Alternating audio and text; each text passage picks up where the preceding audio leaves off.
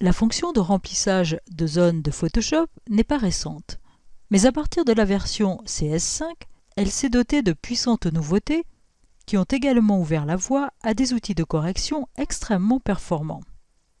Nous allons commencer par étudier les fonctions basiques de remplissage, puis nous aborderons le remplissage de façon plus subtile.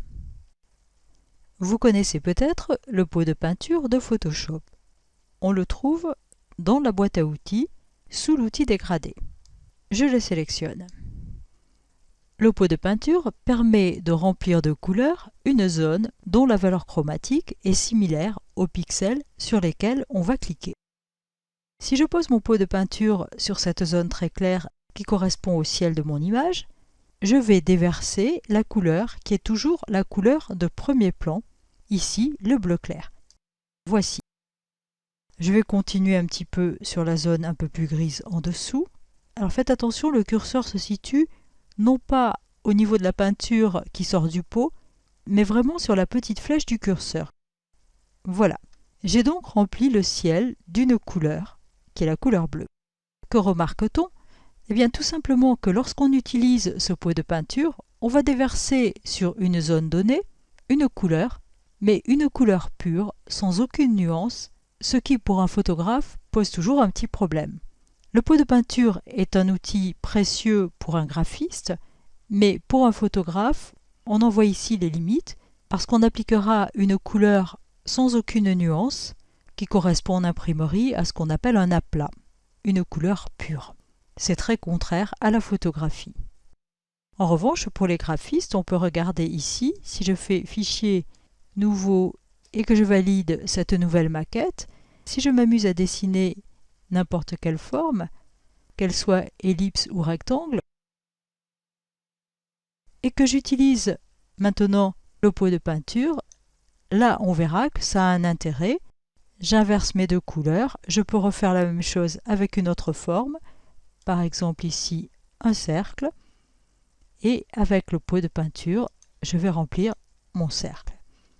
Donc vous voyez que quand il s'agit de graphisme, c'est intéressant, mais il ne faut pas compter à l'intérieur de notre forme avoir quelques nuances que ce soit.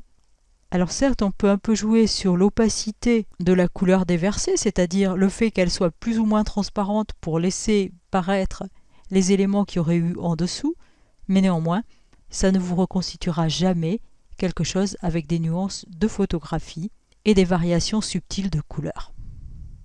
Il est à noter que cet outil dispose de quelques autres options. Je vais juste changer la couleur pour que l'on se rende un peu mieux compte. Je vais prendre une couleur comme celle-ci par exemple, en couleur d'avant-plan. Si je déverse cette couleur sur ce vert, vous voyez ce que ça va donner. On remarque que j'ai rempli cette zone, mais pas celle-là. Pourquoi? Si je reviens juste un petit peu en arrière, on va s'apercevoir que ces zones avaient des couleurs assez différentes. Certes vertes, mais avec des nuances assez marquées. Pour être moins sélectif dans ma couleur, je dispose ici d'un paramètre qui est un paramètre de tolérance que nous avions déjà rencontré quand on a utilisé la baguette magique et qui va nous permettre de faire grandir notre plage de tolérance et de sélectionner un peu plus de vert, par exemple pour englober la zone du dessus. Donc au lieu d'avoir une valeur de 32 dans ma zone de tolérance, je peux essayer avec une valeur beaucoup plus importante. Je vais prendre 70 et je vais voir ce que ça donne pour voir si ça marche mieux. Alors 70, ça ne marche pas beaucoup mieux. Je fais un CTRL Z pour annuler l'opération. Allons, 90. Et là, vous voyez que 90, on englobe une partie beaucoup plus importante de notre barrière. Et du coup, on a même peint des bouts d'herbe au passage. Mais sincèrement, pour la photo, ça n'a pas d'intérêt parce que on va peindre totalement, sans aucune discrimination, une zone colorimétrique et on ne reconnaît plus l'élément en dessous. Alors un dernier point, j'aurais pu également décocher pixel contigu. Je vais revenir en arrière pour vous montrer. Je vais remettre une valeur de tolérance un peu plus modérée, c'est-à-dire que je vais repartir sur 32. Et désormais, je vais décocher pixel contigu, c'est-à-dire que je vais pouvoir attaquer tous les pixels de cette couleur n'importe où dans l'image. On va essayer de voir ce que ça donne ici. Bon, je vais rester sur le même bout de barrière.